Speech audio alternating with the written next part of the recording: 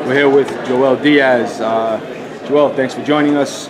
Talk a little bit about your guy on Saturday night, Diego De La Hoya. And what do you expect in that fight, and what do you expect from Rady Caballero? Coming Saturday, September 16th, we're expecting a great fight with Diego De La Hoya. As a matter of fact, one of the most exciting fights of the night. Why? Because Diego and Randy are made for each other in this fight. They have similar characters. They have a lot of experience, a lot of amateur experience, a lot of ring experience, and plus they know each other real well.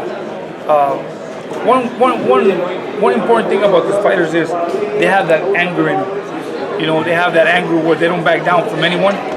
Randy's the same. I know him growing up, and Diego's the same. So in this fight, it's gonna be nothing but fireworks from beginning to end. I see a fight going the distance because both of them have prepared themselves 100%. Diego's mentality is, you know, he has goals and he wants to fight for a world title. And we're looking at it. Everything goes well. God willing, everything. He comes out with a victory that night. We're looking sometime next year. Randy has already been a world champion before. You know, unfortunately, he lost his title on the scale, but he's not a pushover. Randy is a kid that is always dangerous, always keeps coming forward, and I just see that it's a fight that it's a 50-50 for the fans, and they're gonna get the best out of it. Diego, ever since he turned pro, I believe it was December of 2012, he's been fighting 4, 5, 6 times a year. Where Rady Caballero, he was off for 2 years, he's only had 1 fight since coming back. How do you expect that to play into the fight in the ring, the fact that Caballero's been off for so long? Well, it benefits us in a way because inactivity gives you the ring rest, and we all know and we understand that ring inactivity through Rady Caballero's part is due to injuries. You know, he's had a few injuries. One time was his hand, another time was his foot. So that right there, you know, gives us a little bit of an edge, but we cannot take him light regardless. You know, he knows he has the experience to come in the ring and put up a great fight.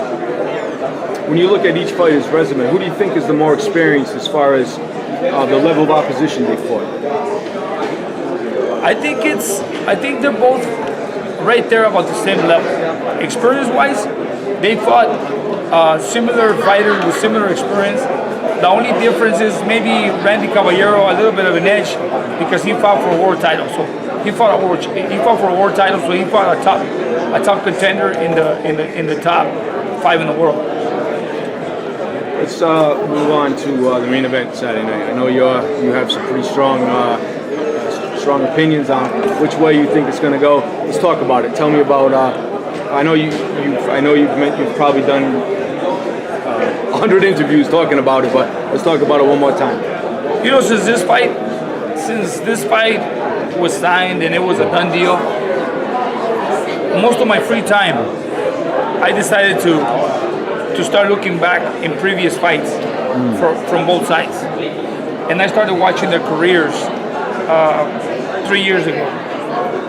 3 years ago, I started looking into who they fought, the outcomes, and how their improvements and downfalls. Up to this point, I think this is the right time for Canelo, because now Triple G's 35 years old, Canelo is 27 and still improving. He's getting better. Defense, offense, stronger. He's getting bigger. He's a heavy-handed fighter, as well as Triple G. Triple G doesn't have the speed, but he has the power. And I see the differences in both styles. Canelo can box. Canelo can move, make you miss and counter you. Triple G is just one-dimensional, comes forward, trying to knock you out. And in my opinion, I think Kell Brook landed a lot of shots on Triple G, especially the best shots there are. Canelo's bread and butter, which is the left hook and the uppercut, and that's what he's been working on. Canelo, for this fight, he has not been working on anything but power punches, left hooks, uppercuts. if I were to describe this fight to you, hopefully I'm not wrong.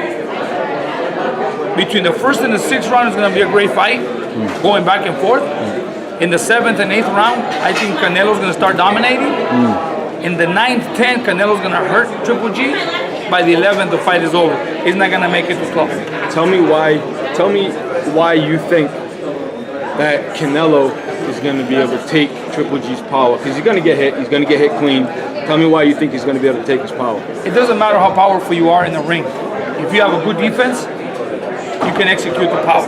I've seen it in many, many fights. I've seen fighters with a lot of power, fighters that don't have not even twice as power, and they know how to execute the power. One is this.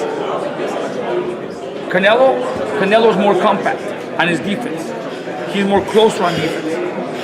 If Canelo, because he's more compact, can close the gap on Triple G and make him go back, you execute all the power on Triple G, because Triple G does not know how to fight going backwards. He only comes forward because everybody's intimidated because of his power, so they move on him. You give Triple G that distance, what we call, me as a trainer, I call the end of the punch, he'll hurt you. But if you step inside, you will not give him that reach, the distance, he cannot hit you. He cannot use his power. So you're saying that because of what Canelo does defensively, Triple G's not going to hit him as clean as Triple G usually. I mean, guys do, like you said, they're intimidated and they get caught and they're hurt. I mean, they're hurt pretty much. The intimidation plays a lot into that. When you walk in the ring with intimidation of somebody's power, right there, you know you're going to get hit. If you pull him back like everybody else, look at Lemieux at the end of the punch. Every time he throws a punch and he catches him at the end, that's when he hurts him. Triple G has that left hook that he catches you on the outside, he'll hurt you. But if you get inside, he tries to throw the left hook, he's not going to hurt you. There's ways to execute power. There's ways to execute Triple G's power. Just get inside, close the gap, make him go back, and he don't know how to hit you. But Canelo hasn't fought any punches at 54. Really, none. Triple G, is he? If and when I say when he gets hit clean, is he going to be able to stand up? Exactly. That's when youth comes into effect. A young fighter can withstand more damage, more torture. Canelo's younger, 27 years old. 35 years old, there's a lot of miles already in that engine. It's different. You've seen young fighters, old fighters. You know, age means a lot in this fight as well. Obviously, experience. Canelo has more fights. He has a lot more big fight experience. Exactly. You know, and Canelo is still improving. He's still young in the sport of boxing. I think Canelo's gonna hit his peak in the sport at age 30.